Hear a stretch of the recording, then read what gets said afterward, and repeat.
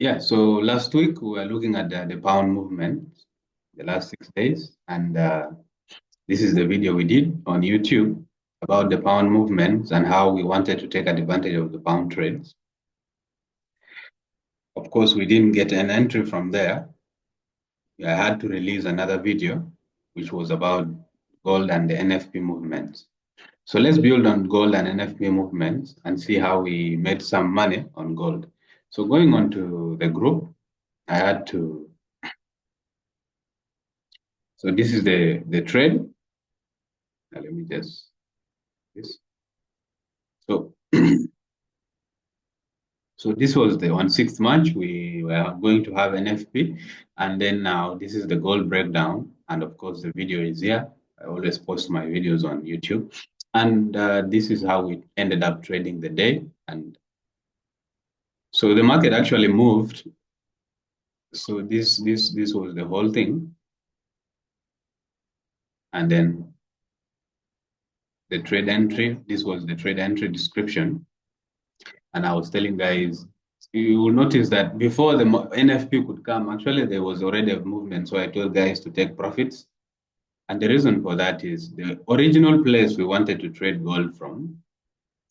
Let me just break down gold for you. This is where we want to trade gold from when gold breaks below this region here. When we have a break into this, then a retest to that. That is what we want to trade. But because of this, and there was NFP, so we thought this could actually break that. That means in our this week that we're coming in, we will still be looking for gold selling opportunities, especially if this area is broken, and then you can have that. But of course, if it is not broken, then gold can continue to go up. But let's see how this plays out next week, and then how we trade it. Then going on to the next pairs, which were pound, how we missed out on pounds, how we never got confirmations.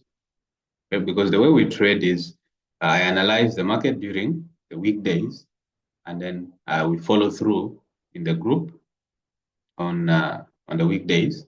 So let's look at the pounds and how we missed, not the miss actually, how we didn't take trades. So this was GBP USD. This is the move I was expecting.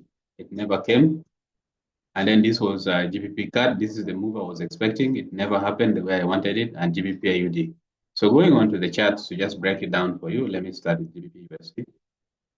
Now, GBP USD, of course, this is the move I wanted. So wanted to trade here when this breaks and continues. But look at this, the market just went up and even took away this. So we never traded that.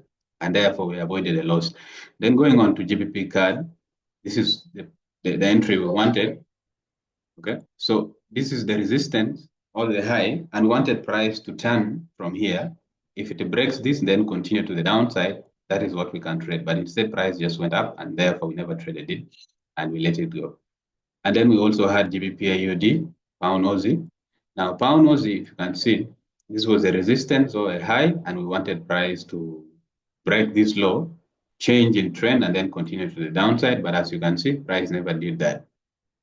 So that is how we never got an entry on any of these pound pairs, which I had sent. 1 second. So the whole of that, the only trade we had was gold, and then we made about 90 pips, and I told the guys to jump out. So that's how we trade. That is how we concluded last week. So you watch out for this week and how you can take advantage of the trades of this week. They are going to be shared also. Just stay